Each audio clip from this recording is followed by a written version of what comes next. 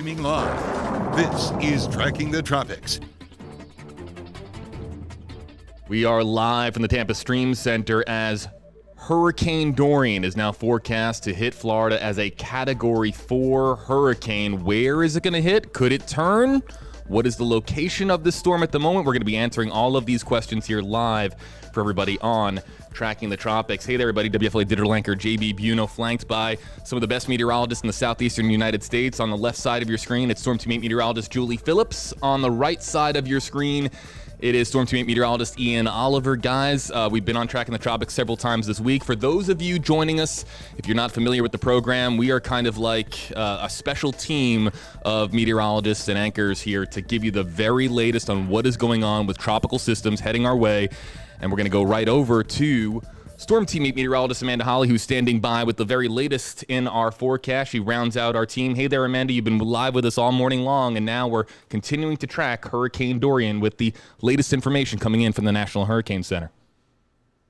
That's right, JB, and now we're getting only every 6-hour update. So this is the 11 a.m. advisory. We will get another one at 5, but this is the latest from the National Hurricane Center still. Only a Category 1 hurricane at this point. We're still looking at sustained winds at 85 miles per hour. The National Hurricane Center did note that there was some dry air making its way into the center of the storm earlier. If I put that in motion, you can kind of see there's that dry slot, that empty slot, if you will. There is a lack of cloud cover, a lack of showers and thunderstorms. That's dry air kind of making its way into the center of the storm, disorganizing it just a little bit, keeping it on the weaker side, at least in terms of the wind speed. One thing that did change with the 11 a.m. advisory is the pressure. We're down to 986 millibars, so that doesn't necessarily change the wind speeds right away, but it is an indication that we are going to see some sort of strengthening in the wind speeds in the near term. Now, the official track from the National Hurricane Center has not changed much with the exception of the strength. The latest advisory does have it becoming a Category 4 hurricane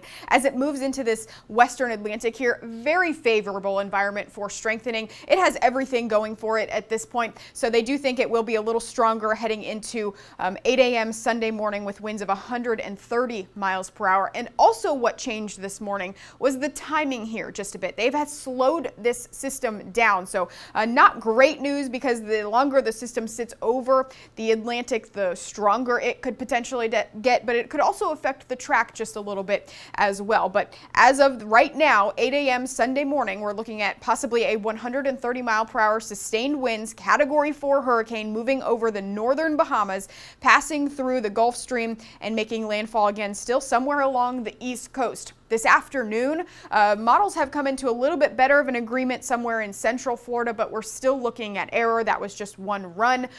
We need that run-to-run consistency. So we need all the models to agree in one run, but we need the same outcome in every run to have high confidence in the forecast. And we haven't had too many just yet to say this is exactly where it's going to make landfall, and these are the impacts that we are going to see. So we're not quite to that point. Keep in mind, we're still 4 days away from this, so we're still looking at the potential landfall anywhere along the east coast of Florida, but more so likely somewhere along the central east coast of Florida there sometime Monday morning. So again, the timing there slowed down just a little bit, and then slowing down as it starts to recurve to the north. This cone only goes out to about 5 days, but we are going to see a recurve to the north there sometime after that cone ends. So there's the official track. Again, still about 4.5 days away before we would be looking at a landfall here in the United States, but landfall in the United States is looking a little more likely getting into Thursday, and we'll continue to watch this. We do still have high confidence in the near term, 48 hours from now. That tight cluster of forecast models, the spaghetti plots, if you will, those are in complete agreement over the next 48 hours. It's after that where they continue to diverge a little bit here, but we are still looking at a little bit more of a cluster than we've seen the past few days. So again, there should be a little bit of a recurve there as we get into next week next Wednesday. This is Wednesday and into later next week. Again, slowing down. So this could be a little bit of a rainmaker too after it makes landfall, but that's really far from now. We still need to talk about landfall and potential impacts here in the United States. So just to giving you a little bit of a setup and kind of why we're still a little uncertain on this forecast, we have to talk about the Bermuda high pressure, and we also have to talk about this area of low pressure. It's an upper level low pressure, and Dorian is going to kind of move right in between these two areas, but the high pressure in the Atlantic kind of acts as a blocker. Dorian cannot move into this high pressure, so it steers it west. That's why it's going to make that westward turn. But the key here will be how strong this high pressure is and how far west is it situated. A stronger high pressure is going to push the storm further south. It's going to take a further south track there, but a weaker high pressure that's situated a little further off the coast, it could go a little further to the north. So something that we're still going to be watching here over the next few days, but that is kind of the latest from the National Hurricane Center, the latest that we got from 11 a.m. Again, we'll get another update for you guys coming up at 5. All right, Amanda Holly joining us there live with the latest on Hurricane Dorian. Guys, this turn that we're talking about here, Amanda was just referencing, we don't know when this turn is going to be. We don't know if it's going to be, off of our East Coast, if it's going to be happening above landfall. Let's talk about this turn. What do you guys think? Ian, Amanda, right. or Ian, Julie? All right, well, we are been watching this area of high pressure. And again, like Amanda showed you in the graphics there, that will help make its turn to the west. So they're talking about as we head probably into the weekend is when we're expecting that. You notice more of a westerly component than that northwest that we're going to see up until Saturday. But now after we have that westerly component and that west turn, in the long term after that, our models do turn this system then north, depending on how strong that high is. So that turn is also going to be very important in terms of the impacts here in Florida as well. Some of the models bringing it straight up through the peninsula, some right along the coast, and that would have major differences and impacts for us here in Florida. Only a 50-mile difference, a turn toward the west or north, just a few hours difference can have a big change in who sees the greatest impacts from this storm. So some of our storms that we track, in recent years, Irma was such a large storm that it was affecting pretty much the entire state. The worst of this storm will be a little bit more concentrated, so changes to the track can really play up and change the forecast in different areas across the state significantly with this storm. Yeah, it's something. Sorry, JB. That's something I want to point out while we still have the cone displayed there. Is you saw the size of the cone. That's an indication of the uncertainty as far as where exactly a landfall could take place. Julie mentioned the small size of the storm. Per the latest update from the National Hurricane Center, we're only talking about tropical storm force winds that extend out a distance of about 90 miles from the center of circulation. Hurricane force winds only extend out 15 miles. So we're talking about a very confined area that'll see the most intense of the impacts with Dorian. You're looking at that cone. Day 4 is where you still see it as a Category 4 storm. With winds of around 130 miles per hour. At day 4, the width of that cone is 375 miles. At day 5, where you see it kind of in the spine of the state as a Category 1 storm, weakened after landfall at that point, that is a distance of 425 miles. So again, we're talking about a scale of 400 miles for a possible landfall. There is still a small scenario that could keep this system just off the east coast of Florida, like we saw with Hurricane Matthew a few years back. But again, in that large range of 400 miles, we're talking about a storm where we're likely going to see the worst impacts at a much smaller scale. So that's why it's still too early to nail down where exactly we're going to see those most intense impacts. If this is your first time, everybody, with us here on Tracking the Tropics, we do now a live Q&A where we're going to be taking questions off of Facebook. If you're joining us on Facebook Live, ask your questions. Again, our panel of meteorologists are here with us live on Tracking the Tropics to answer your questions. Julie Phillips in the top left-hand portion of your screen, in the top right, Ian Oliver, and in the bottom left, Amanda Holly. Amanda, as far as that cone right now, as far as the end of it where we see it as a potential Category 1 hurricane over Central Florida, it's almost as big as you are. I feel like it's almost as tall as you over there. It's a pretty big, wide range of uncertainty, as Ian was just noting. What do you think? Yeah, it covers the entire peninsula here. We're looking at a landfall potentially along the east coast of Florida, and they'll probably see the brunt of the impacts. But that doesn't mean we're not going to see impacts here in Tampa Bay either. We will likely feel some sort of impact, especially if it takes that more southerly track here. We will likely see at least rain, maybe some breezy winds. But the more south it goes, the more impacts we will see in the Tampa Bay area, because in this case, with the westward movement of the storm, the worst impacts are going to be felt on the northern side of the storm. As the storm moves in and makes landfall, we're going to have winds coming onshore to the northern half of wherever it makes landfall. So that's where the worst impacts will be felt. That's where the worst storm surge and probably the higher gusts as well, closer to the center. Like Ian said, though, this storm is it's a lot smaller than Irma ever was. So that means normally we talk about, impacts could be felt outside the cone, and typically that is the case. But with how small this storm is, at least at the current size as it is, impacts may not be felt inside the entire cone at this point. But if you're in the cone, it's really important to be prepared, because there is just still that uncertainty at this point. All right, guys, I want to bring Ian Oliver and Julie Phillips in here. WFLA top fan Sean is in the comment section. He's asking, could the Bahamas weaken this storm any? Guys, what do you think? Well, we talked a lot about a few days ago about the storm being weakened by Hispaniola or Puerto Rico if the core had gone over those islands, because the mountainous terrain there are mountains, and that is not good for hurricanes. It tears apart the core. It not only prevents it from strengthening, but it can weaken it and kind of really tear apart the nuts and bolts of the storm. The Bahamas, not so much. The Bahamas, very flat. Those islands are very flat. So we're not going to see as much weakening from that. That's not something we're going to really hope for and count on to weaken this storm system. Could there maybe be very slight weakening? Of course, anything is possible, but it's not something where we're saying, hey, we want, if this storm takes this track, it's going to be much weaker. Unfortunately, just the longer this storm is out there over those very warm ocean waters, it's not a good scenario.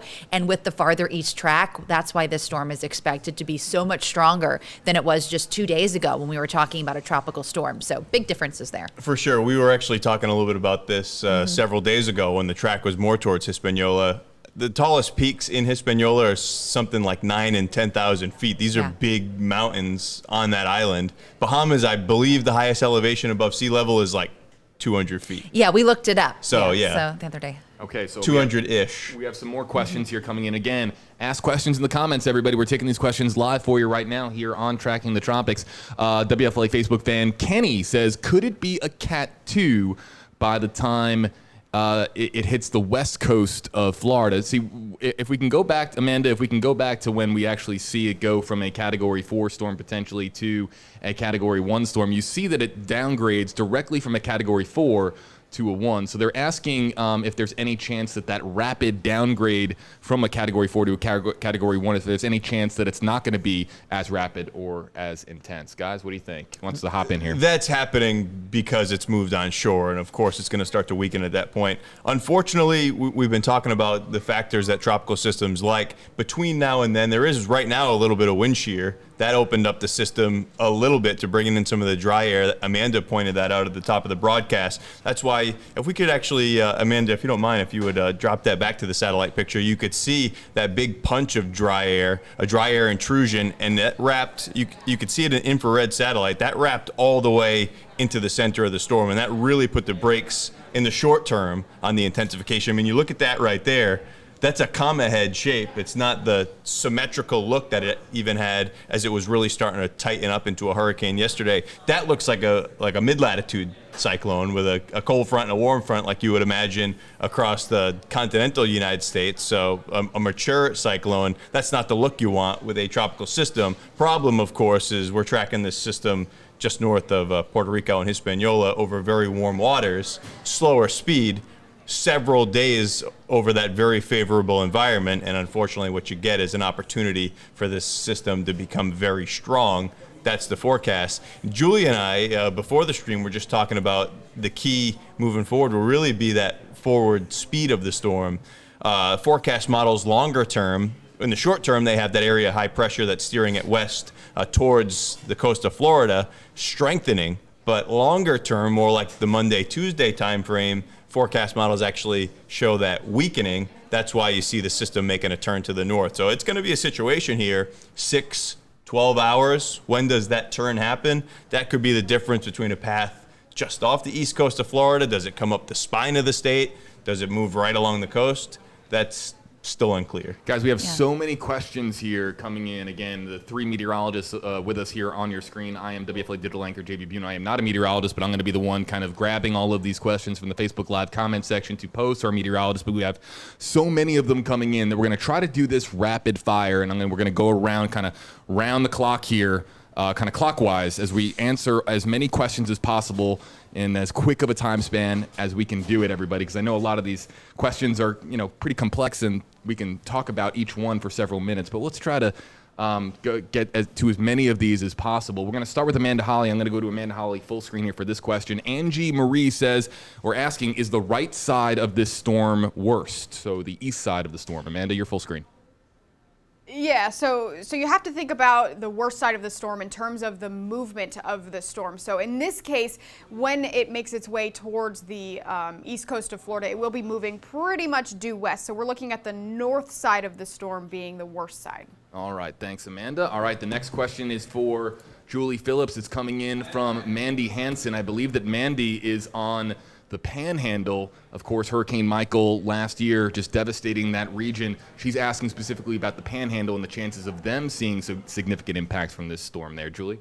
Well, I know, of course, after Hurricane Michael went through, I'm sure that area is just on edge. And there is still a lot of unpredictability with this storm, but most of the models right now are showing this storm making a landfall in Florida and then curving to the north as we head into Monday and Tuesday. So if that were to happen, most of these bring it north through the peninsula of Florida, so more North Florida as opposed to as you get closer to like Pensacola, Panama City Beach. Right now, it looks very likely that you'll stay on the western side of this system, which, like Amanda just said, the eastern side of this is going to be the strong side where we have the strongest winds, the most moisture, and this is where most of the really devastating weather would occur. The west side, things are considerably weaker. So at this point, I think the Panhandle needs to pay still very close attention to the system because of the unpredictability out of it, and we're still it'd be 5, maybe even 6 days away from nearing North Florida at this point. So there's a lot that can change. Yeah, there's a lot that can change still, but on the current track,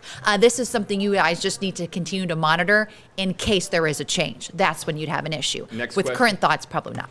Thank you, Julie. Next question is for Storm Team 8 meteorologist Ian Oliver here. Ian, Diane wants to know, what are the chances of Dorian changing directions now and coming more north? Changing direction in the short term, very little, unfortunately. You saw with the spaghetti plots through 2 days out, high consistency there, very high confidence where this thing's heading over the next couple of days. It's the strength of that high mostly that I mentioned long term where the variability comes in. Also the slowing of that system. You can see there in the forecast cone, Monday versus Tuesday, those two lines, that's 24 hours that we're talking about in storm motion, whereas the difference from Saturday to Sunday, you obviously see those two white lines are much farther apart. So that's indicating the slowing, and that's already included in the forecast from the National Hurricane Center. How slow does this system go? How weak does that high get? That would be the best case scenario. I'm not sure where the question came in from, but if it's from the Tampa Bay area, slower likely is better for us because that would allow a little bit more time for that high to weaken. That would allow more time for that system to make that turn to the north, well off to our east. If that system moved a little bit quicker, or of course the high stays stronger for longer than forecast, that's going to keep the system moving west towards us. Storm Team meteorologist Amanda Holly is up next. Amanda, the question for you is coming in from Alicia. We'll go full screen here. I'll press the button to take you full screen here. Alicia wants to know, do you think that Tampa has a lot to worry about? Ian was just talking a little bit about people asking about how the Tampa Bay area could be affected. Of course, that's where we are.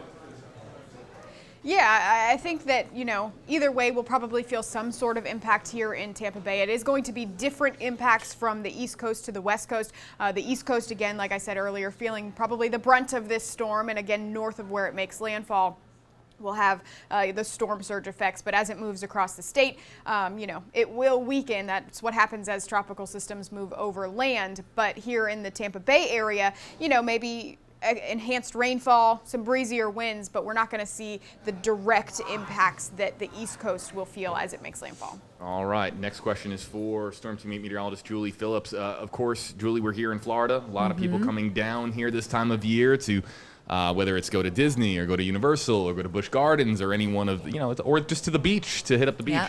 Michael in the comment section wants to know, when do you think air travel will be impacted? Do you think it'll be normal by Wednesday? That was his specific question, but Sure. how do you think this is going to impact air travel? What do you think? Sure. Well, it depends on still the exact track, because right now we have a landfall Monday. So you're thinking flights would probably be regular through the weekend. But as we head into Labor Day and we have that landfall and the strongest of the winds coming on shore, then we're going to start to see bigger impacts. The one positive thing we have going for us is, again, the size of this system. So those strongest winds, depending on where it comes on shore, would be more limited in size, where we have those hurricane and tropical storm force winds. So impacts, I think, for air travel would be greatest on Monday and Tuesday. But again, as this system after Tuesday continues north, then you may have more air travel impacts in places like Georgia. As this continues north, maybe into the Carolinas. So it's not just going to move, make landfall, and then there's no more impacts. The storm will still carry north. But I'd say in Florida in particular, our greatest impacts for air travel would probably be Monday into Tuesday, and then those impacts would shift north as we head into Wednesday, more Georgia, Carolinas, as we look at Wednesday, Thursday. But if you know and we know from covering storms many times, air travel will be impacted, even though the weather might improve. Airlines are going to be backed up for several days, trying to reschedule all those canceled flights, get everybody on the flights that they were supposed to be on. So forecasting that stuff can be as much of a challenge as forecasting the weather. I mean, you look at that cone, think of all the major airports in that cone. We don't know where it's heading yet, and as you mentioned, farther to the north, and the ripple effects, of course, when one airport is impacted and the stress kind of moves towards the others. Yeah, the airlines have a lot to consider, and they've got their own meteorologists that are working and trying to make plans to make things as the best they can do. A lot at stake with countless tickets. Airlines, yeah, Amanda? I was just going to say, and some of those airlines are already waiving some of those fees. We do have that article on WFLA.com as well for you to kind of check that out and check with your airlines as well. There's a lot of research. Amanda brings up a good point. We have so many resources on WFLA.com and the free WFLA app, so be sure to check that out. Next question comes in for WFLA Storm Team 8 meteorologist Ian Oliver from our Facebook fan, actually several Facebook fans. Diamond, Jessica, Adelis Nunez, a top fan, her own of herself. They want to know, could this be a Cat 5? They're asking, we've gone from Cat 3 to Cat 4. Now they're asking, could this be a Cat 5? Ian, what do you think? It's not out of the realm of possibility. Of course, there was at one point the thinking that this would not develop into a major hurricane, a Category 3. Now the forecast, of course, is a Category 4 storm. We'd still have to see a significantly that's a pretty broad category up there. We would still have to see significant strengthening from even right now its forecast intensity to get up to that Cat 5 range. The forward speed is still a bit of a question mark, and as we talked about, the longer you let a tropical cyclone live in an environment that's ripe for development, obviously the stronger it can get. So a slower storm conceivably could get that strong, but that is not the current forecast. Again, there's a lot of uncertainty with this. Some of it related to the forward speed, some of it related to where exactly it heads over the warmest of the sea surface temperatures, the lowest shear environment, what is that exact track through the cone. Is it impossible? No. Is it likely at this point? I don't think so. But it's something, of course, that we'll continue to watch very closely as this forecast evolves, and it will over the next several days. I want to hop in here because we have so many people commenting in the comment section asking about very particular areas, counties in particular, asking about, all right, what's going to happen for Pasco County or Pinellas County or Hernando County or Sumter County or Citrus County or Hillsborough County. We can't forecast, right? It's just we're too far out with this storm. Look at the cone here that we're talking about. I mean, we don't even necessarily know what portion of the storm is going to be hitting the Tampa Bay area, if at all, really. So we're for everybody commenting where this is going to be hitting, particularly wanting to know if their neighborhood or even their street is going to be hit, we're still a little too far out to answer those questions. But again, stay with us. We're going to be here every day, really every 3 hours with you here on Tracking the Tropics. And as we get closer, we'll be able to answer some more of those questions, but we're still several days out from getting to that point. I want to go this next question. is coming in from Amanda, and it's going to be for Storm Team 8 meteorologist Amanda Holly. We'll go full screen to her here. Amanda, hey there.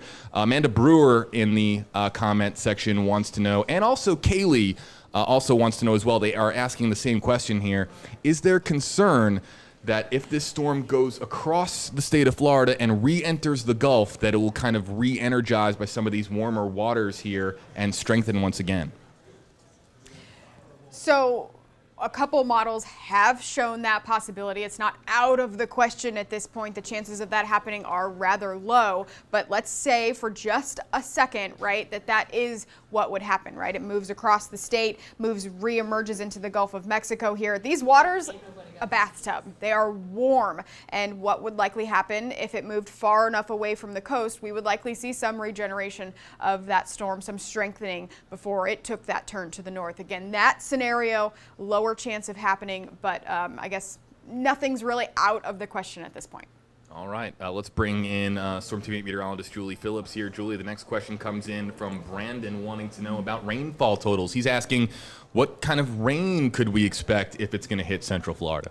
Absolutely. And those rainfall totals, because of the size of the system, are going to be very dependent upon the exact track it takes. The eastern side of the system will have the most moisture. It will have the highest rainfall totals. So depending on the track, then we can, as it gets closer and we know that, we're going to be able to break it down for you and give you we like to do those county by county, kind of what we're expecting in terms of rainfall totals. I could give you a wide range right now, maybe anywhere from 4 to 8 inches of rain, but it's really going to depend on where this makes landfall and moves north. Areas to the south and west, the western side of these systems can be fairly dry. A few people were wondering with our 8-day forecast, for instance, on Sunday and Monday, we don't have a 100% chance of rain right now. There is a hurricane out there, but on the western side of the system, there is less moisture there. So it depends on where you're at in relation to the storm to really know those rainfall totals. So as it gets a little bit closer, we'll be able to break it down for you and give you those totals. But like you said right now, JB, for those individual counties, those individual areas, it's just too soon. Too soon, right, Ian? I mean, we've been saying it all week long. Amanda, we've been saying it all week long. We're just, look at the size. I mean, almost all of Florida, minus the Keys, like Key West and Northwest Florida there towards the Panhandle, towards Tallahassee. Pretty much the entire state of Florida is in that red area right now, which just speaks to the uncertainty that we're dealing with here, Ian. But the next question comes in from Melissa Kiefer in the comment section, and she's asking about winds. What she's asking is, are the winds predicted to be high enough in the Tampa Bay area potentially to knock out electricity? Maybe you could talk a little bit about wind speeds in relation to us losing power. Of course, that's the last thing you want in a hurricane is to lose power. That's when you know that you're in a much more dire situation. But what can we talk to people about as far as the storm's relation to, losing power in spots in Florida here? Again, like where the landfall occurs and then the track from there, specifically how far north or how far south on the peninsula for us is going to mean everything. Julie was talking about us in relation to the center of the storm. If we're with a westward moving storm on the southern side of the circulation, again, that motion is being counteracted against the maximum winds of the storm. And of course, we're dealing with the frictional impacts of land. The system will be weakening at that point. So should this system pass maybe towards the Space Coast, maybe just south of the Space Coast, and we're on that southern side, especially pretty far out from that center of circulation, it would be our more northern counties that would see the greater likelihood of the power outages. I was looking at some of the forecast model wind speed, and that's why we had the probability of tropical storm force winds. Those were around 50, 60%-ish. Of course, we've had all the rain. That could be a little bit of an issue. But overall, sometimes forecasting power outages regarding to a certain range of wind speeds, that can be pretty variable too. So again, that's something else with the small size of this system. The strongest of the winds are going to be on the east side or the north side with the motion of the system, and that's really not that great of a distance. So it could be a situation where some folks in the cone right now just watch this thing go by and they see very little, if any, impacts. And unfortunately, for that very compact area that sees the highest of the impacts, which we should point out, surge. That's something we haven't pointed out, especially with a slower moving storm. These high winds, a very intense storm that has more time to the wind field to influence the water below it. That could lead locally to a larger threat of surge, but that is on Florida's east coast, not locally. Our WFLA top Facebook fan, Sarah Boyle, and with big capital letters, saying it is too early in response to everybody asking about particular cities and counties. We've been saying that for a couple of days now, but for everybody joining us who wants to know about Orlando or Tampa or Orange Beach, Alabama, I see up there. I've been to Orange Beach, Alabama. Beautiful place, but it's still, obviously, Alabama really isn't even in the cone of uncertainty yet, so way too early to predict anything. Even in the state of Florida right now, it's too early to say which particular counties or cities are going to be hit. This next question, though, is for Amanda Holly, and it's a very appropriate question for Storm Team 8 meteorologist Amanda Holly, because Amanda, this is a question from Laura asking, how big are the waves going to be on the Atlantic side? Amanda Holly, of course, does wave watch for us every day, looking for what fishermen can expect on the waters or boaters can expect on the waters here in the state of Florida. What can you tell people about the waves, Amanda? Well, we're probably going to start to see those swells making their way in from Dorian over the next couple of days. Honestly, it's still pretty far out in the Atlantic right now, but as the system continues to churn and waves propagate outward, I would suggest maybe as it gets towards Friday and those waves start to propagate outward, the swells will get a little bit bigger heading into the beginning of the weekend. And then, of course, you'll deal with the storm surge and the waves on top of that. The rip current threat is going to go up heading into the next couple of days, especially into the weekend. And again, this is for the east coast of Florida here, the east coast. The swells starting to make their way in, and then the rip current threat going up because the swells are a little bit bigger. I wouldn't say the swells are going to get very large until the storm is imminent, just because of, again, the smaller size of the storm.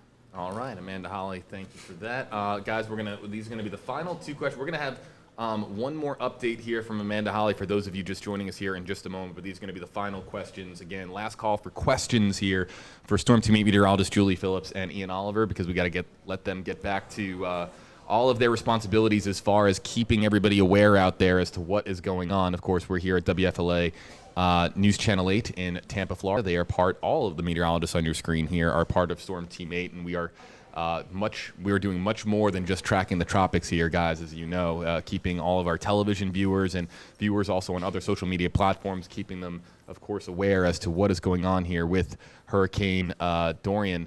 Let's see here. Looking to just a couple of final questions here that are just coming in the last couple of seconds here. I'm going to ask this question to Julie if I can find one. A lot of people are asking about this turn, Julie. Yeah. Let's address this one more time. Sure. As far as is there one turn potentially or two turns potentially? Maybe you could kind of explain it for us. Good question on that one. So we've been talking about this system as moving to the northwest for a while now. We have a ridge of high pressure that is building in from the north. And this ridge is going to, as you can see that cone, turn this storm west. As we head into the weekend, you notice a much more westerly component, as you see on your screen right there, to the storm system. Now, depending on how quickly, how strong this ridge is would depend on how quickly that westerly turn happens. But then there is another turn, JB. Now that we're getting closer to it, you have a northerly turn after that. So this system's going to turn west into Florida. And then as the ridge starts to back off a bit, it's going to be able to move north. And that second turn is also very important as well, just like that westerly turn, to see where we actually see the landfall. So, if this system were to turn north right as it's making landfall, it could skirt up right along the coast. It could go right up through the peninsula. Those both seem like plausible solutions at this time. We'd love for it to turn before it even made landfall, like Matthew did a few years ago.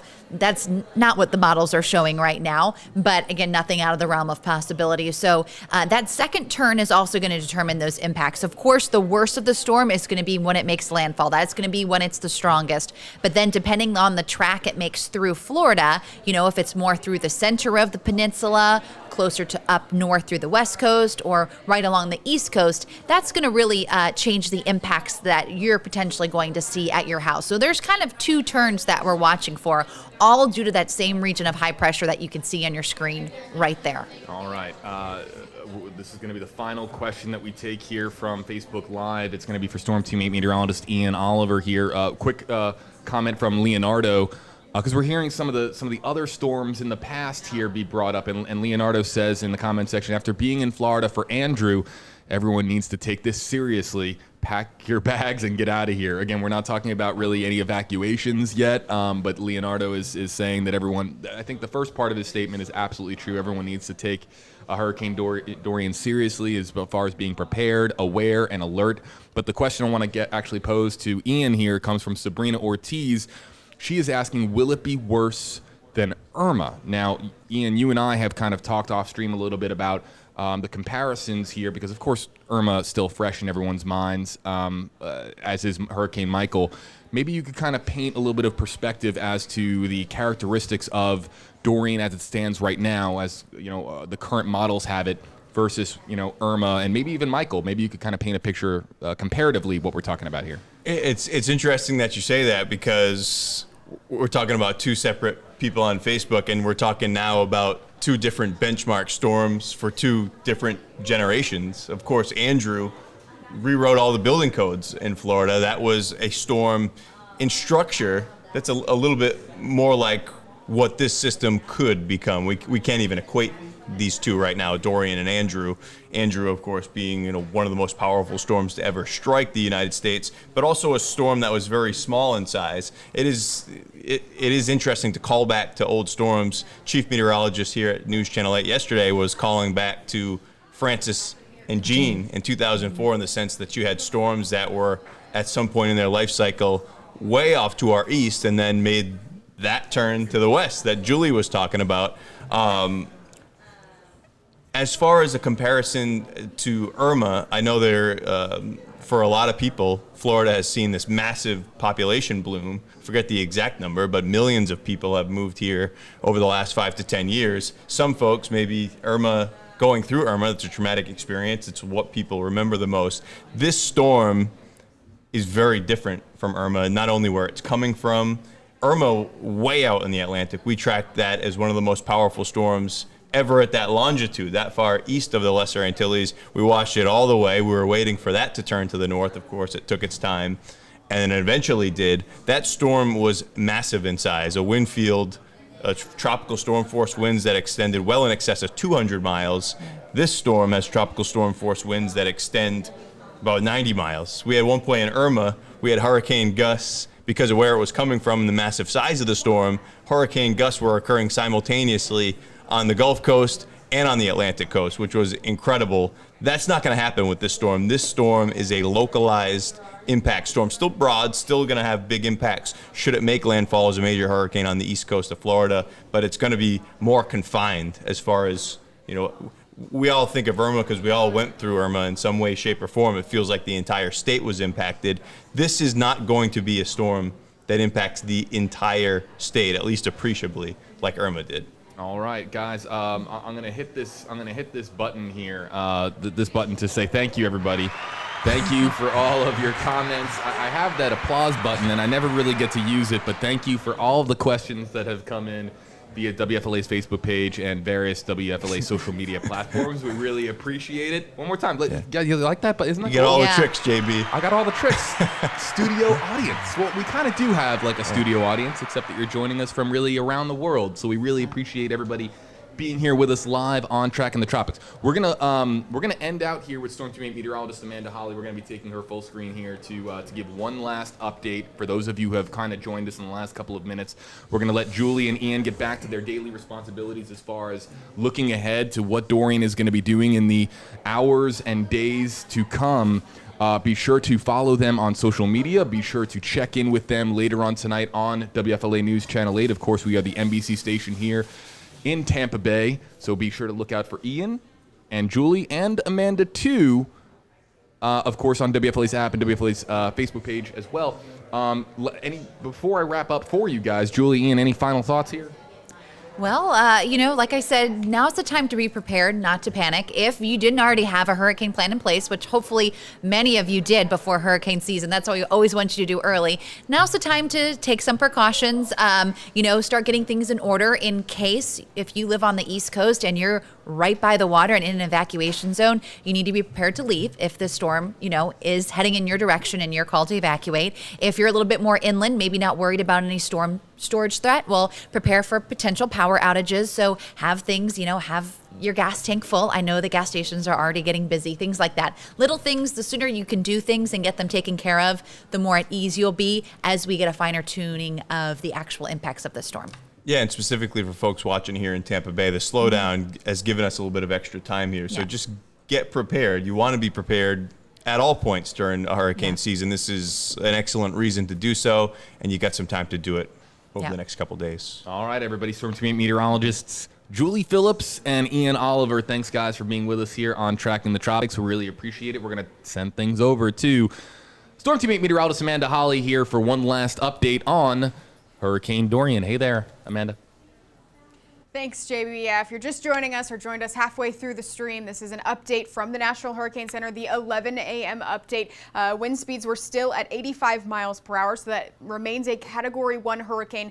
Those wind speeds have not changed. The pressure has come down a little bit, so I wouldn't be surprised if we saw a strengthening in those wind speeds later on today and especially tonight. The reason it hasn't changed in the past 12 hours or so is because we've seen this area of dry air kind of making its way, kind of intruding into the center of the storm there, preventing that strengthening. But the lowering of the pressure will indicate that we're going to see some sort of strengthening later on today, maybe tonight, and into definitely the day tomorrow, because it is moving into the western Atlantic here east of the Bahamas. Very favorable environment for strengthening. We're expecting a Category 3 hurricane by 8 a.m. Friday morning. So again, that's 8 a.m. tomorrow morning.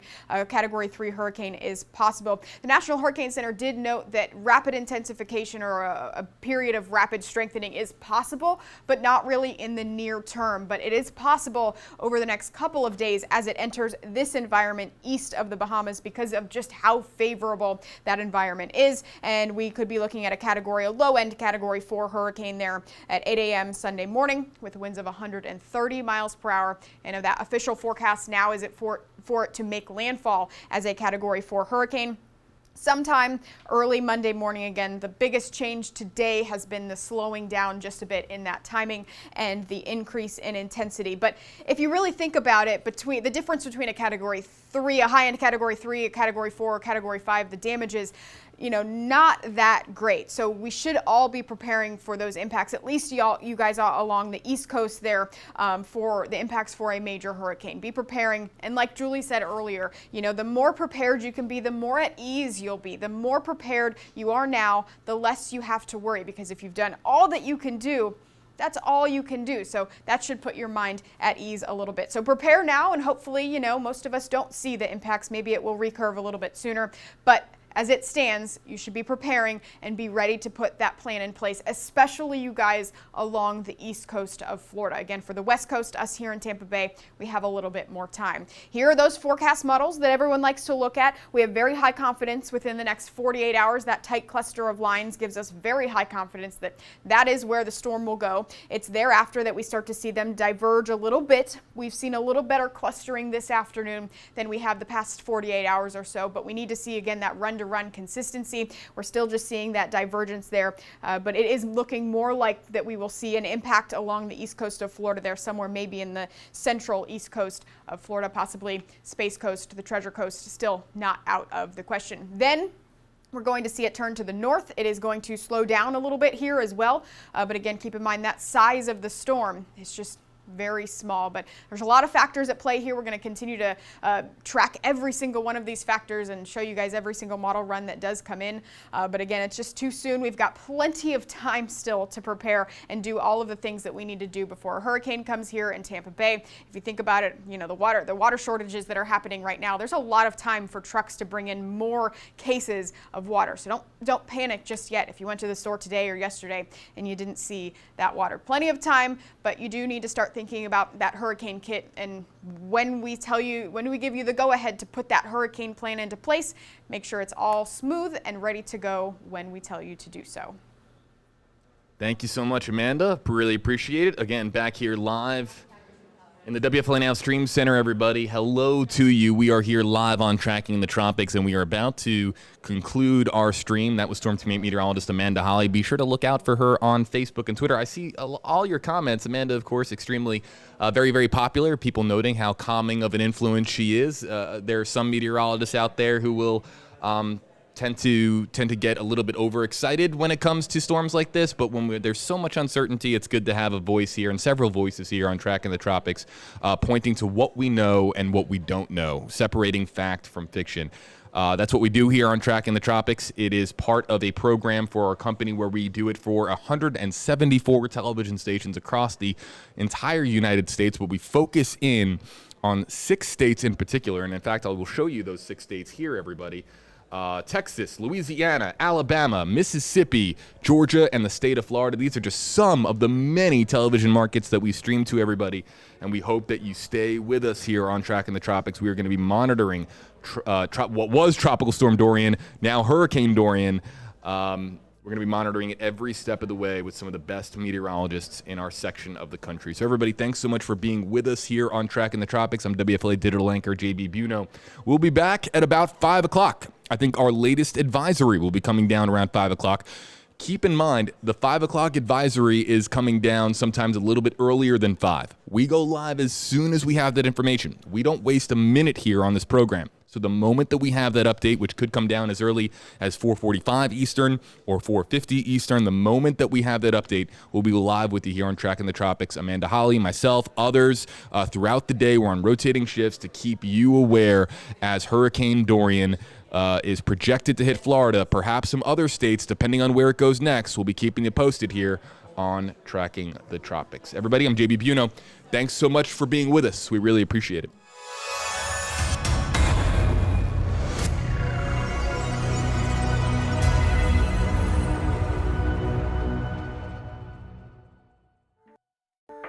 Thank you for watching Tracking the Tropics.